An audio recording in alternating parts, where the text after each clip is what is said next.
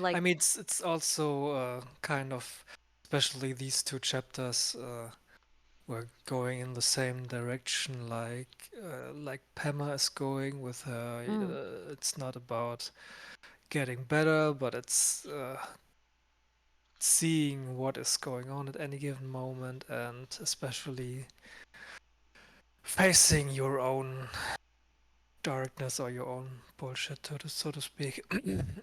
yeah, sort of a prerequisite too, isn't it? Like, if you do want something to get better, Yeah.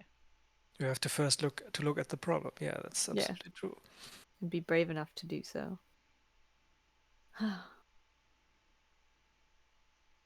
Should we get started? Yes. Okay. Sure. Chapter 2, The Guardians of the Heart, Angels of Light, Ocean of Tears. Very, I sometimes feel it's a bit ornate writing. It's Yeah, good, I like it, but it's fun, but it is like you probably could have said that in less sentences. occasionally. I rather like the actual text of the chapter most of the time. The Yeah. titles are like, I sometimes I feel maybe this is because I read them very late. Usually, like, okay, now everyone's gone to bed, I'll read, and I start to get like, wait, what is this chapter even about? What? What? What is this title? What does this have to do with the title? And the title's just messing me up. But the content of the chapter is good. Um, right early on, he said, oh, he had this little sort of anecdote about Chungyam Chungpa and saying that he warned those who are new to a true spiritual path, that were new that a true spiritual path is arduous and demanding, involving one insult after another, so he suggested that those with doubts not embark. If you haven't started, it's best not to begin. Then he looked steadily around the room and said, but if you have begun, it is best to finish. I like that little I story. liked that a That was a lot good way. too. Great way to start out, but like for the mindset, right? Mhm. It's saying, oh, well, if you have doubts, you should just leave, which sounds so harsh. But then acknowledging that, like, every single person here, you've already done it. You guys just keep going. You're on the path. You just got to keep going now. I think It's just a way. once you have started, you are basically compelled to go forward. I think Mhm. beyond a certain point, there's no going back. Maybe. Well, sometimes I see people first sit down and they say they want to see, and then they start to see, and what they see is, you know, people are afraid sometimes to see, and then Mm, when they do, they are very upset by it. And Mhm. sometimes at that point, I think some people kind of run in the other direction. okay, that's fair.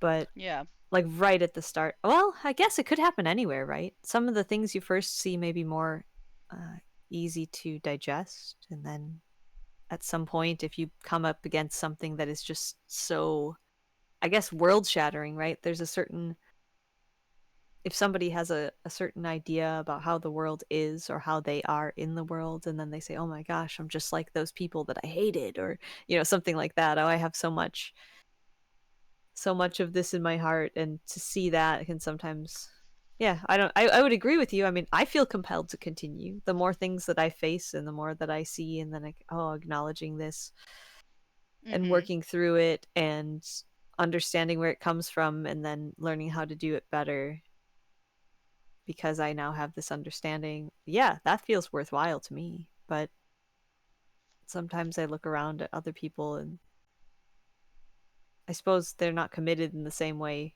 to like following a path. But some amount of this feels like just the work that people end up doing. And maybe that's it. If you have no direction because you're not doing it in any kind of formal way, or I kind of feel like I'm not doing it formally either, but there's some level of formality, like an intention behind what I'm doing. Mm. And Yeah. that maybe some people, just being an adult, right? Learning how to live and how you affect other people and reflecting on your life, I think naturally leads through some of these steps, but without the intention and the guidance and understanding that, like, we're going into this knowing, well, we're going to try to see and understand, Mhm. and we want whatever that is, we want it to be revealed, and let's see the truth and then let's go from there. And if people are doing that without preparing themselves with, oh, well, I'm probably going to see some things I'm not going to enjoy, right? Maybe that's the root of the problem, but Well, uh, as we've read in like a lot of other texts and stuff, it's so easy to go into meditation or the practice of any sort expecting this divine peace of like I'm at peace with everything. Everything is amazing. Like, and the reality is it can be really hard because of the yeah. things it can bring up, the things you'll be facing and having to work through. And yeah. Do you think also that the sort of contrast between the image of, say, very peaceful monk and the kind of tumultuous in the way that someone feels inside when they do this. So oh yes, I'm going to sit like this monk and I'm going to be calm and peaceful and breathe, and then instead of being calm and peaceful, it's like violent and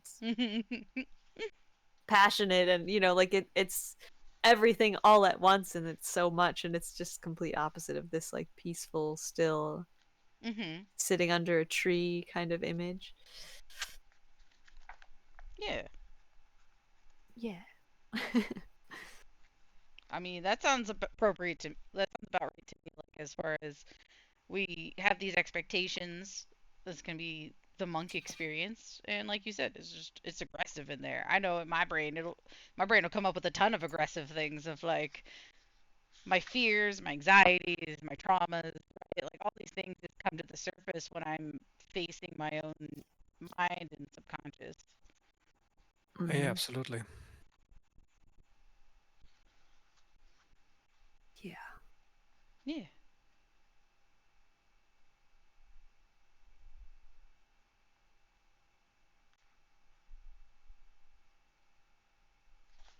Um, a little further into the chapter, like just like one page, I think.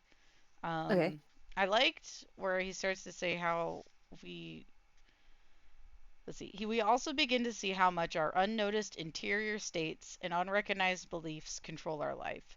We awaken to patterns of emotions and habits. We can sense the conflicts we carry from larger perspective from the spacious stream of the practice we have chosen. Um, and I guess that's all connected to what we were just saying before for me, where I'm thinking about becoming aware of my deeper biases. And Mm-hmm. so, as an educator, we're often pushed in professional development meetings to try and bring as little bias to the classroom as possible when approaching our students. And so, becoming aware of what's coloring my biases, what's creating them, where they're manifesting from is not only an important part of my practice, but I feel like an important part of my career. Uh-huh. So, that's just an interesting connection for me.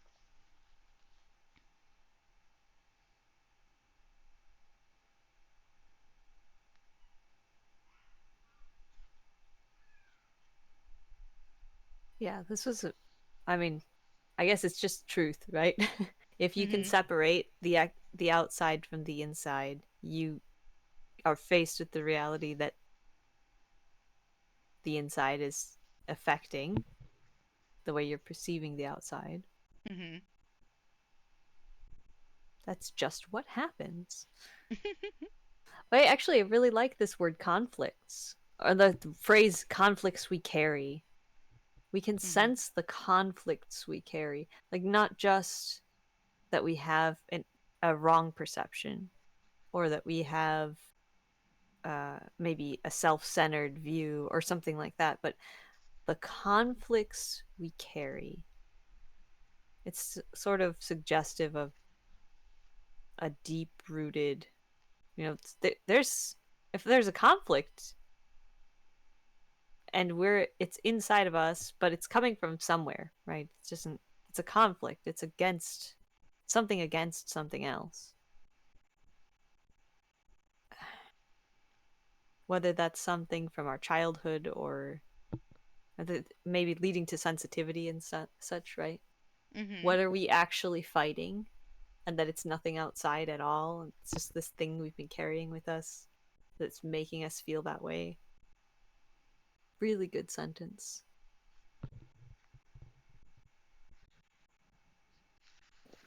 There was one quote on the previous, I think it's on the previous page. Let me see.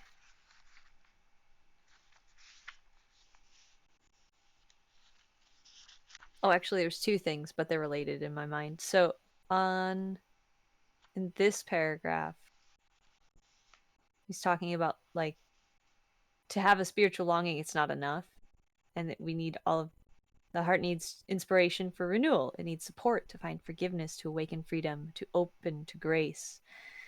And we have to find a practice that carries us again back, just like Pema, as Ben said earlier, a trustworthy discipline that is able to bring us back to the present and open us to mystery, not in order to become someone else, to fix ourselves, but in order to see who we really are.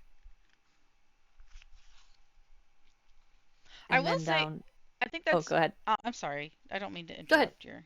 I was I was gonna just. add, so you can add something here. I was just gonna say I really appreciated this thought process the chapter takes you through of viewing the wide variety of practices that exist. He never says like everybody's practice is different, but really Mm-hmm. just encourages a level of sincerity in your practice that is what's gonna make it meaningful and have purpose. And I thought that was an interesting take. Mm-hmm. Yeah, I guess for the goal of the book as a whole, if we keep in mind sort of the theme supposedly being that we all strive to attain this state of enlightenment, but that life continues and that there will be moments of clarity, and then you have to carry through the enlightenment through the normal, the laundry, Yeah. preparing food, cleaning up, like the body continues and you have to take care of many things in life. And Mhm. it's not like an end goal. Oh, now we've made it and everything's over and life is done and things continue. And we have a duty to live through all of that, and we still have to go through all of those motions and be present and immersed in that. This because that is life. And if we Mhm. think about how each chapter and how each part connects to that sort of core overarching theme of the entire book, uh, yeah, it works really well.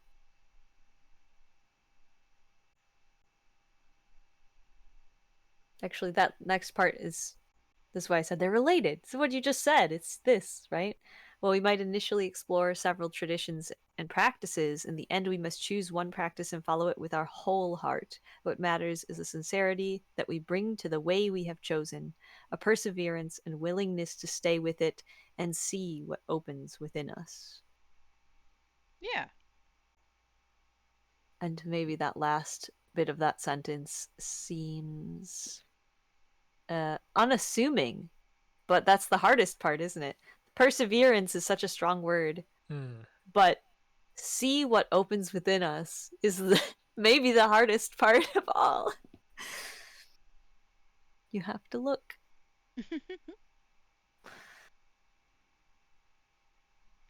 I really just the word choice. It's exact, and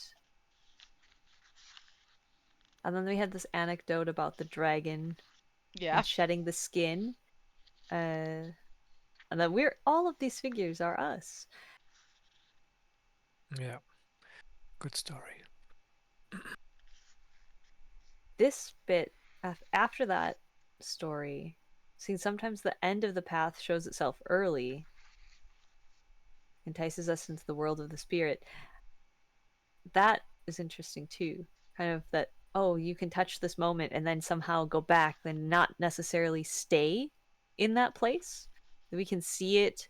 Or I guess that this path is sort of a, it's not just that you get, and maybe that's the there's a problem with thinking about enlightenment or seeing the world a certain way or having a certain experience as the end goal. Because if you're touching that place and now you're coming back to life, right? And you're not staying in that space all of the time, then it feels like we're going backwards. But it felt like he kind of seems to think that's not the case. And we touch this realm without really living in it. Mm-hmm. But that knowing that that's possible and knowing, what did he say, embracing the fullness of life in this quote, kind of enables us to continue striving because now we know that it is possible. It's just a way of retraining ourselves to remember that all the time and to live in a way that's attuned with it. And we must also remember the weeks of pain and considerable struggle that went before and the many years of practice that must follow.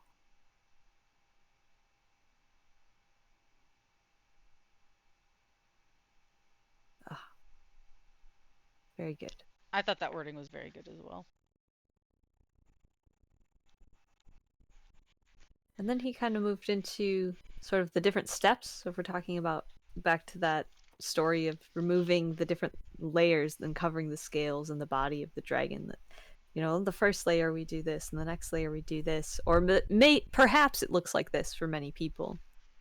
If these practices are used wisely to free rather than conquer the body, the tensions begin to open naturally and the sense of holding can give way to a new flexibility. I love that word too, flexibility. All of these things coming together. That even if you don't do the physical practices, the layers will show themselves. We feel the pain and the tension, and he has all of these stories of people describing how they're recognizing the pain and tension in their physical bodies, even when only doing the mental work, just drawing attention to it, understanding where that's coming from, linked to restlessness and resistance.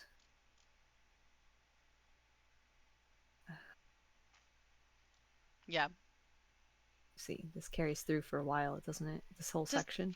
to skip ahead just a little as I'm forming a thought, Mm-hmm. um, he really touches on this something that I personally, it's very personal for me.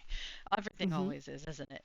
Um, so he quotes a poem. I go back to May 1937.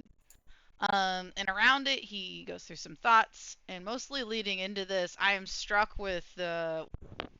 I'm mostly glad to be introduced to this poem because it strikes me with exactly my struggles of letting go of pain I have for the things that I feel like my parents have done, and this Mm. sense of trying to view them through more innocent eyes and see them as they must have been when they were younger. And I just, it was so interesting to read this poem because I've read many a piece of poetry that I feel like touches on trauma, but not a lot that has kind of viewed it through this lens, I guess. And so to read this, it felt almost cathartic, but also eye opening Mm. because I personally often struggle with this idea of how personally I've chosen not to speak to my parts of my biological family ever again. I haven't spoken to them in over a decade. Because of certain traumas. and I read things like this and I often wonder if I'm making the correct decision, because if I'm pushing my practice the way I should, is that what it would look like? Do you know what I mean? Mm-hmm. I'm sorry for my scattered thinking here. I don't know if I'm giving a clear idea of my thought process. Well, okay, let me try to rephrase what I think you're saying, perhaps. So, in reading this poem in which the speaker looks at the young versions of her parents and says, well, they're going to make a mistake. They're going to essentially bring themselves, like, push each other in the wrong direction to a worse life that causes suffering for others, including their own children. But this attachment, like, I want this, but I don't do it. I want to live. And then she Yeah. sort of is in a very crude, simplified way recreating their mistakes and just sort of seeing them as, well, it's what they did, and that maybe there's, I guess I kind of get the sense in the way this poem is written that there was no, like, did she really have a choice? You know, there's no other way. It's just gonna play like this. This is just how the story goes, and it's a way of Yeah. making sense of. And it's very crude the way it's described, right? Paper Mhm. dolls, like, take them up like male and female paper dolls and bang them together at the hips like chips of flint, as if to strike sparks from them. Mhm. This is so opposite of what, a new love would have been if they're getting married, and they're is as maybe heinous, even the way you're going to do bad things to children. Like, it sounds very ominous. Yeah.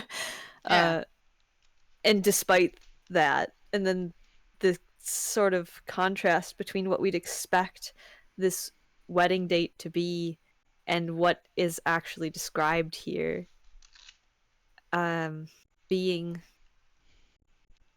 I mean, if we look at life and people in this way, and using people who have hurt you and who've made mistakes and who didn't do such a great job, maybe if it's to the degree that you've severed contact with them, and then to just see them in such a also crude, simplistic way, maybe, of, well, what other thing would they have done? What other way would life really have gone? And that life, we can't go back and change it. It's just always going to be what it was.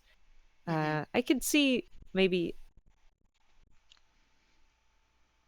yeah, it's sort of an acceptance, isn't it? Of how, I mean, they are what they are. They're gonna do what they're gonna do, and Yeah. that's still our history and our, you know, you are the way you are because of it, even if they're not in your life now. You can't really get them out of it, right? You Yeah. exist because of the mistakes that they've made. Yes. I don't know. Maybe I went in a different direction too than what you were trying to say, but I don't know. No. I think there's a lot of directions my mind goes when I read that poem, and it just struck me real deeply.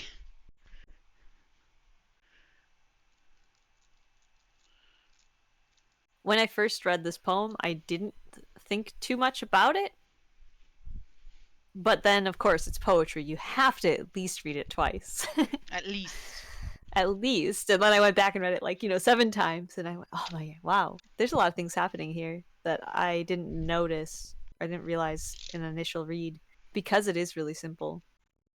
Oh, and reading it aloud as well. So you really get the sound and which parts are harsh. It is very harsh sounding. Yeah.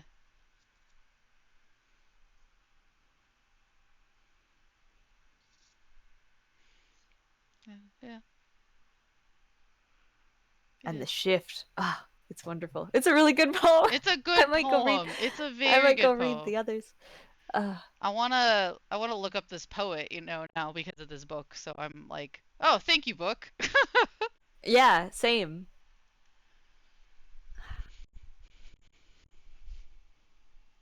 And what did he have to say about it?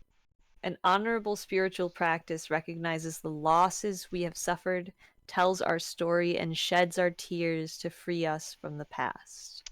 Yeah, that also really struck me. He worded that so well.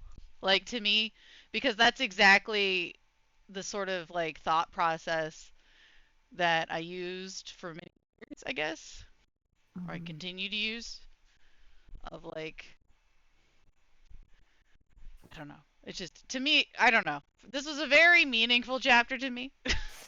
And this Yeah. particular section just not only did it strike me deeply, but it's so relevant to me right now at this time because it's my birthday. And members Mhm. of my family who I don't speak to are attempting to contact me as they do every year around my birthday. Mm. And so I'm also dealing with that a bit emotionally of having to keep blocking their calls and ignore them. Mm. You know what I mean? So like the timing of like when around when I read this was just like, oh man. Yeah. On It's a the nose. very Mm. go Ben. The timing was on the nose, so to speak. Yes. Hmm. So maybe in some way it's good that we skipped a few Yeah, meets.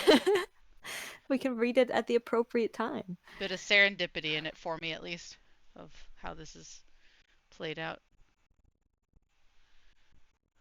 So there you go. That's my Yeah, if we want to, all the big. stuff that he said around this is so good too. I mean, the dragon skin of our unshed tears covers the sadness and longing that connects us with the realm of sorrow in all of life. Mhm. It's just, this is kind of a thing that, I mean, it is, right? The suffering, as much as we want to say, oh, it's polite not to bring these things up, or it's, you know, Mhm. rather, it's impolite to be open and honest about the struggles that we face, but then it's like that's what connects people. That's what makes people seem real to each other, right? When you talk about, oh, humanizing, something is humanizing, what is it? It's this. And in the last paragraph of this section, too, whether in grief, anger, wanting, or restlessness, we can see that much of the work with the contractions of the heart is the work of our unfinished business. We encounter the forces and situations that have held us close to ourselves and others. What is conflicted, ungrieved, unfinished shows itself as soon as we become attentive.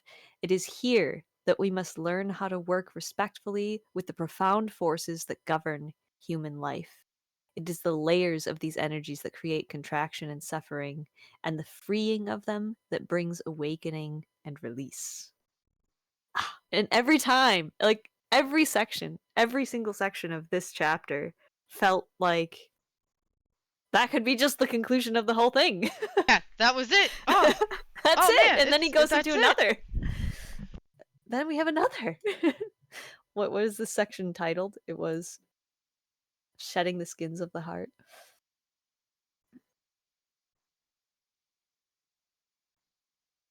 Ah, Yeah. it's excellent. Excellent.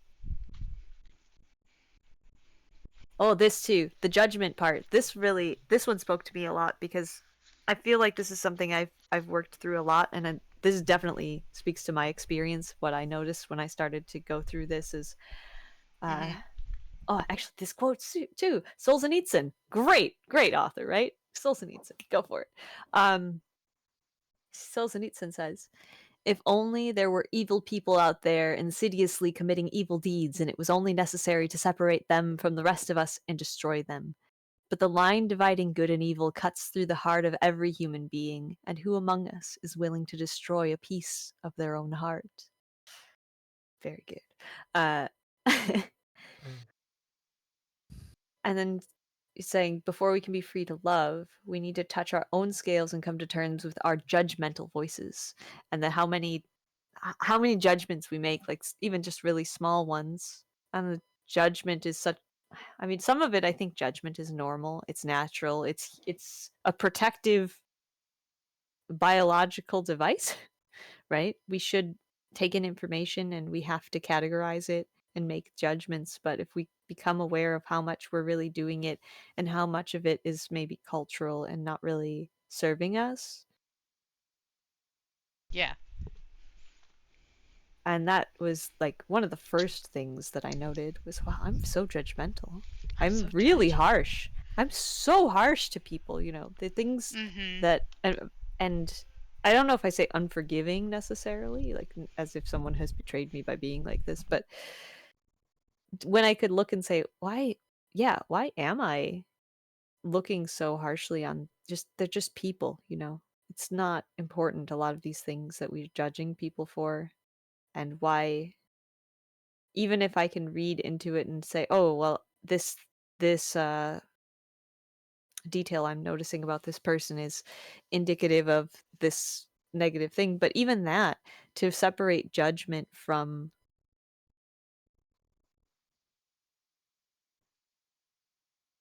you can recognize it. I think I'm learning to recognize these traits, even if they may be a negative manifestation of a quality someone has. I mean, also the other thing is, I always think now that every quality has a positive and a negative manifestation, and that our experience of a person, when we say we like something about somebody, it usually has this core trait. There's a core trait and there's a negative version of that same trait that they also exhibit at some point, and whether we recognize it or not, you know, we have, or if that person recognizes it, maybe they can better direct their energy of that personality trait into the positive side. And for this, and for myself, this judgmental part, right? Oh, okay, well, that also is one manifestation of a tendency that I have, and I can redirect that and use it in a way that's helpful and that serves myself and others better.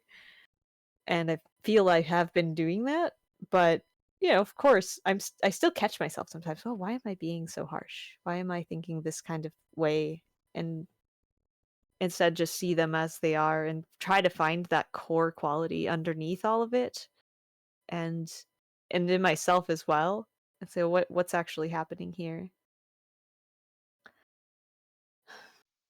This whole section about, yeah, what are we uncovering in ourselves when we, tyranny of judgment. That's good. Tyranny. Courage. It takes courage to get through. Like,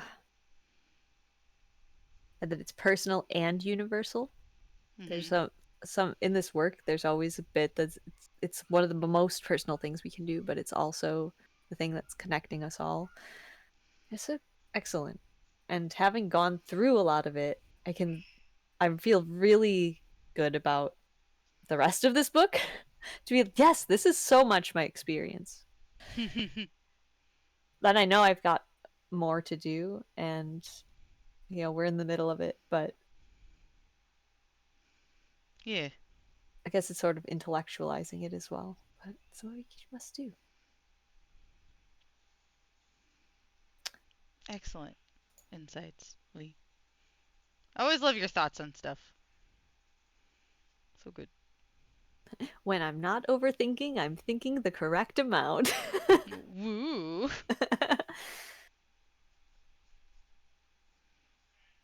This is good too.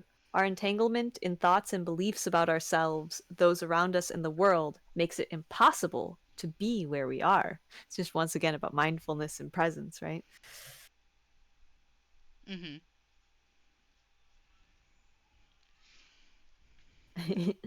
Returning home lost in some thought some days later, he was frightened upon suddenly seeing the tiger there, having forgotten it was his own creation. And Mood. how much of our life is governed by unconscious stories. This one speaks to me so much too. Talk to yourself too much. You're not unique in that. Every one of us does. We maintain our world with our inner dialogue. A man or woman of knowledge is aware that the world will change completely as soon as they stop talking to Mm-hmm. themselves. Yes, yes, yes. This too. It could be like positive and negative things, right? We begin to see the themes of our inner dialogue, which can be ambition or unworthiness, insecurity or hope, self hatred or self improvement. The stories reflect our conditioning, personal and cultural.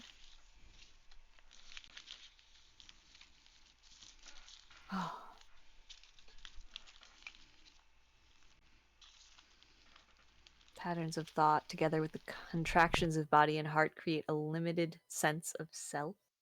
And this is, I hope we go into this more, because always we're talking about the self and no self and just what we're referring to when we're talking of it, I guess. But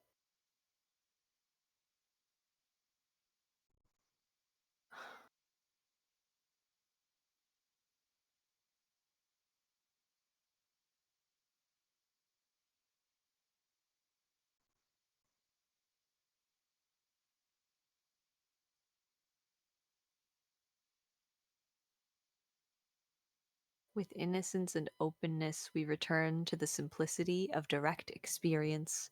When we step out of the current of thoughts, letting go of how it was and how it should be, of how we should be, we enter the eternal present.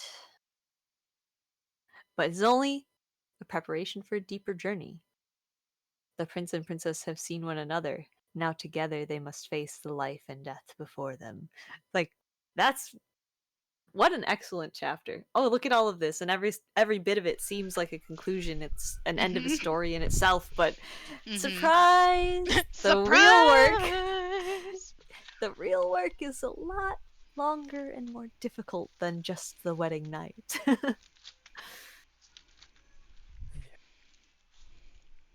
Wow.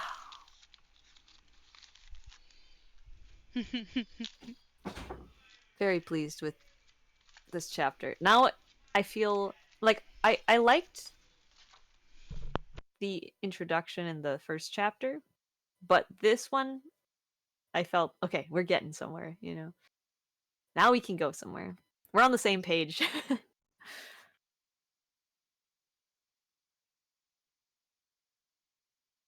Other thoughts? I do not have any. I liked the chapter quite a bit as well. Yeah. This one and the next one is great too. I wish I would have gotten through it. I did not, so I cannot lead discussion. And I guess we're around the end time anyway, since I was late. Yeah, and since Des has other Of plans. responsibilities. I do. Yeah, Yes. plans. Yes. Well, we will do. Oh shoot! Hold on.